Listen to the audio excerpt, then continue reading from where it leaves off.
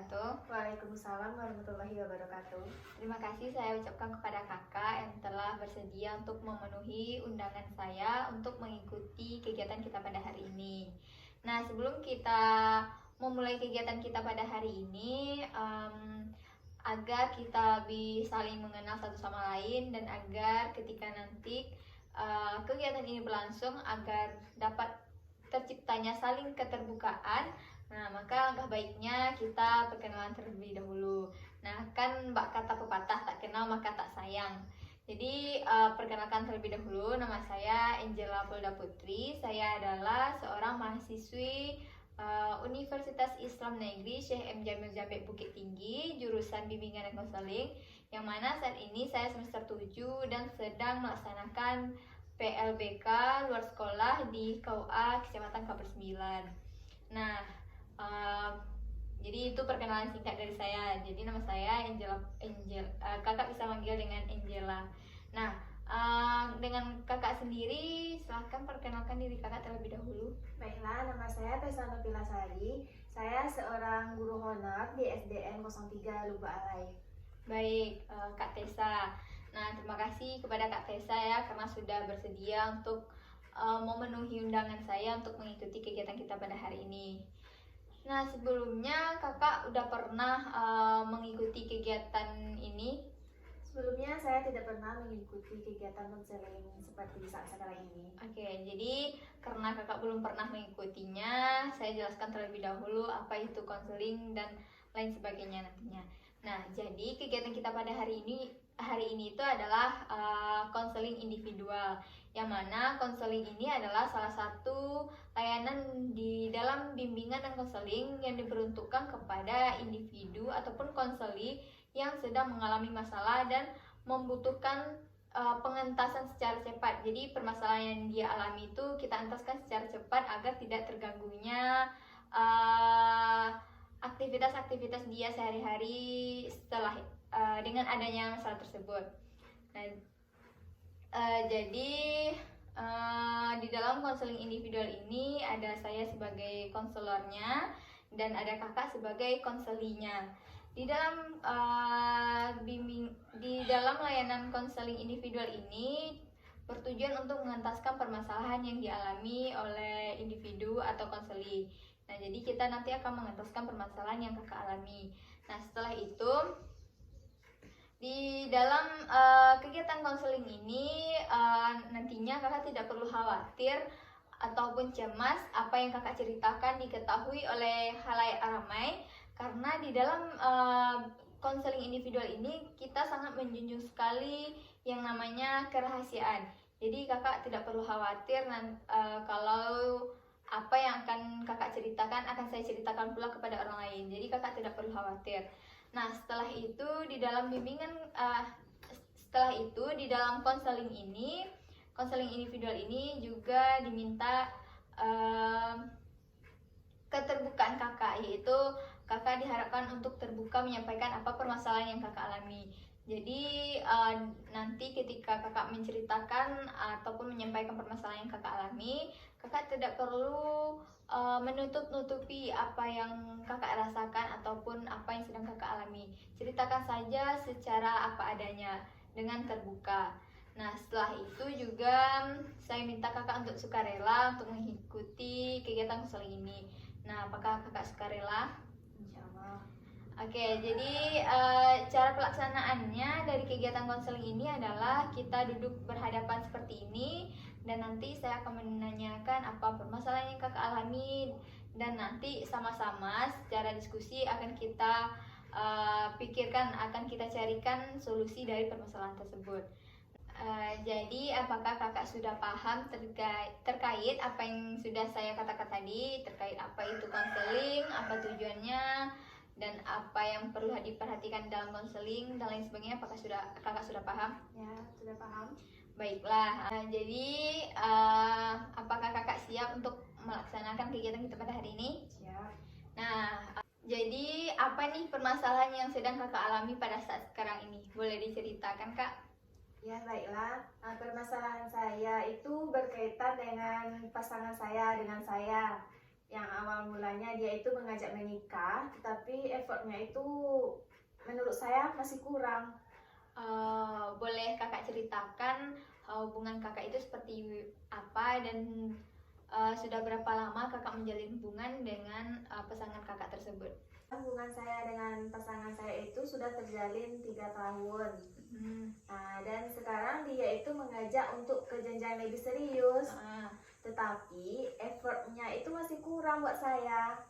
Dia membuat saya itu ragu, Kak, karena dia itu masih cek-cek cewek lain. Tapi dia itu juga sayangnya itu ada, tetapi tidak wow lah gitu. Oke, tadi kakak mengatakan effortnya kurang, benar demikian? Nah, sebelumnya effort seperti apa yang kakak harapkan dari pasangan kakak tersebut? Ya, effort yang saya harapkan gini, Kak, ya. Dia pergi itu ada kabar. Dulunya waktu-waktu saya pacaran sama dia itu kabarnya kemana atau melakukan aktivitas apa, dia itu tetap ada kabar. Tetapi setelah 3 bulan terakhir ini effortnya itu hilang gitu, Kak, atau kurang lah. Itulah membuat saya ragu. Oke, jadi baik, saya simpulkan terlebih dahulu ya. Jadi kakak dengan pasangan kakak sudah menjalin hubungan selama 3 tahun, yang mana 3 bulan belakangan ini kakak rasa effortnya tuh kurang, seperti yang kakak sampaikan tadi. Yang mana biasanya dahulu dia selalu memberi kabar, namun sekarang udah jarang. Tapi tadi kakak juga mengatakan ada juga masih chat-chat wanita lain. Iya. Oke, tadi kakak juga mengatakan bahwa dia ingin serius, namun kakak masih ragu. Sebelumnya apakah kakak sudah mengkomunikasikan lagi kepada dia kalau emang benar mau serius? Kenapa sikapnya masih seperti ini? Apakah kakak sudah pernah mengkomunikasikannya dengan pasangan kakak? Sudah, Kak, tetapi dia bilang itu saya tidak chat dengan ini, saya tidak chat dengan itu, tetapi buktinya ada di HP-nya, Kak. Oke, jadi dia berbohong intinya. Kalau saya boleh tahu nih ya Kak, sebelum kita lanjut lagi agar lebih jelas ya. Nah, pasangan kakak ini dia bekerja di mana, sebagai apa gitu? Ya, dia bekerja di tempat biasa aja begitu, Kak. Dia bekerja di seperti toko sebagai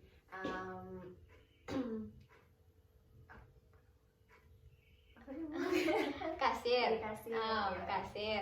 Bekerja di toko sebagai kasir. Ya. Oke. Jadi sebelumnya hubungan kakak yang sudah berjalan 3 tahun ini dan juga sudah berencana untuk menikah, itu tentu orang tua udah tahu, Kak? Sudah tahu, Kak.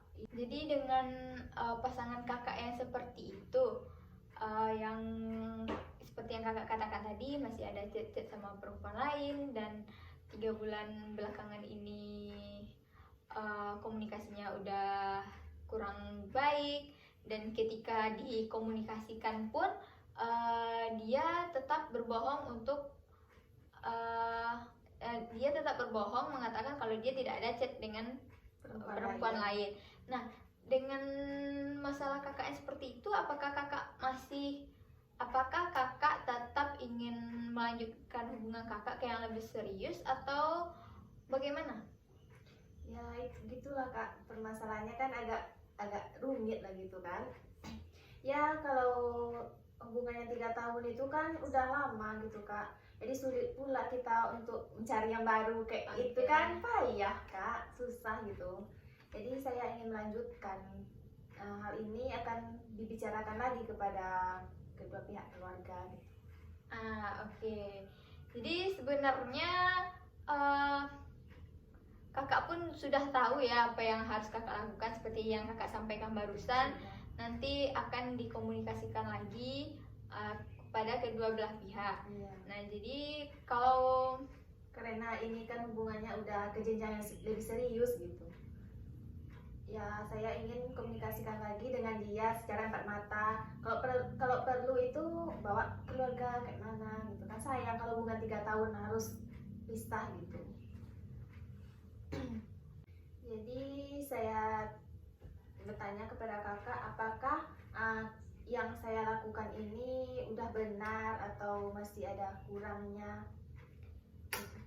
Kalau menurut saya ya kak, yang seperti yang kakak sampaikan tadi, kalau ingin mengkomunikasikan lagi berdua dengan pasangan kakak itu gimana hubungannya ke depannya, itu menurut saya itu udah benar ya, mengkomunikasikan gimana baiknya hubungan ini. Kalau memang ia tidak mau berubah, kalau menurut saya patut kakak pikirkan lagi itu untuk melanjutkan ke jenjang yang lebih serius. Karena kalau kita udah di dalam rumah tangga itu nanti permasalahannya itu pasti akan lebih banyak kak. Kita pasti butuh pasangan yang memang saling mengerti satu sama lain, tidak yang suka berbohong dan lain sebagainya seperti itu. Jadi kalau menurut saya kalau langkah kakak tadi kedepannya itu ingin mengkomunikasikan lagi gimana baiknya, kalau saya rasa itu udah tepat. Dan juga dan lagi kalau misalnya di dalam kakak tetap ingin melanjutkan ke jenjang yang lebih serius, namun dari pasangan kakak sendiri itu tidak mau berubah, sampai nanti pasti setelah menikah pun saya rasa itu dia juga akan tidak mau berubah, kecuali itu memang niat dari dirinya sendiri. Soalnya seperti kebanyakan contoh dari masyarakat kita ya kak yang telah menikah, kalau di dalam rumah tangga tuh nanti ada aja permasalahan yang akan muncul lagi. Terus seperti misalnya dia saat sekarang ini tampak baik-baik saja, nanti ketika menikah pasti ada aja masalah yang akan muncul. Jadi saya rasa kalau kakak ingin mengkomunikasikan lagi tentang hubungan kakak ini, mau dibawa kemana hubungan ini, apakah emang layak untuk dibawa kepada jenjang yang lebih serius lagi atau tidak, itu saya rasa sudah benar, asalkan nanti kakak siap dengan keputusan yang akan kakak berdua ambil nantinya. Kalau misalnya memang dirasa memang kurang layak atau masih membutuhkan introspeksi diri masing-masing, saya harapkan kakak siap dengan solusi tersebut. Misalnya nih ya kak ya, kalau dia seandainya kami sudah berbicara secara empat mata gitu, seandainya dia berjanji lagi untuk mengubah perilakunya ini, menurut kakak gimana? Sedangkan kami kan benar-benar saling cinta gitu, saling sayang gitu kan. Kan salahnya dia itu hanya di situ. Menurut kakak gimana ini? Sebenarnya nggak ada masalah kalau kita masih memberikan kesempatan kedua ya kak kepada seorang. Cuman di dalam menjalin hubungan, apalagi hubungan rumah tangga nantinya, kita harus tetap realistis gitu ya kak terhadap apa yang terjadi di depan mata kita. Kalau dia memang betul-betul ingin berubah, emang terlihat dari sikap dan tingkah lakunya, pokoknya intinya ada gitu pembuktian dari dia kak, emang dia tuh emang udah berubah. Kalau menurut saya tidak ada salahnya kakak memberi kesempatan kedua. Cuman namun hanya janji-janji dari omongan dia saja tanpa ada pembuktian, saya rasa kakak harus lebih realistis lagi gitu dalam menghadapi situasi tersebut. Baik kak. Nah jadi itu sih kak menurut saya. Jadi jangan kakak hanya terpaku kepada hubungan yang 3 tahun. Udah 3 tahun udah lama rasanya, rugilah nanti masih ya membuang waktu selama 3 tahun. Jangan hanya kakak terpaku kepada hubungan yang lama tersebut, namun kakak mengabaikan nanti permasalahan-permasalahan yang sudah nampak gitu. Jangan hanya mengkhawatirkan atau memikirkan 3 tahun jinya masa yo harus putus. Nah, jangan kakak hanya fokus kepada hal tersebut, karena kalau kita melanjutkan ke jenjang yang lebih serius itu ada orang terkadang menjalin hubungan hanya 3 bulan namun dia bertemu langsung dengan orang yang tepat. Jadi kalau menurut saya dalam menjalin hubungan ini saya minta kepada kakak untuk lebih realistis lah dalam menjalani hubungan tersebut, karena rumah tangga itu menurut saya bukan hal yang main-main gitu. Jadi kalau bisa menikah itu sekali seumur hidup saja gitu. Jangan nanti ketika kita sudah menikah namun karena masih kurangnya kesiapan lahir batin, fisik dan lain sebagainya, jangan nanti terjadinya hal-hal yang buruk lah di dalam pernikahan tersebut. Jadi kakak pikir-pikir terlebih dahulu lah ajakan untuk menikah dari dia tersebut. Tapi kakak jangan marah pula saya mengatakan seperti itu, karena emang kita harus realistis saja kak. Kakak jangan marah pula kepada saya ya kalau saya mengatakan tersebut, karena memang hubungan rumah tangga itu bukan hal yang main menurut saya kak ya. Jadi kakak coba pikirkan terlebih matang lagi, apakah memang kakaknya sendiri udah siap ataupun pasangan kakak itu emang benar-benar udah siap gitu dalam menjalin hubungan rumah tangga atau belum.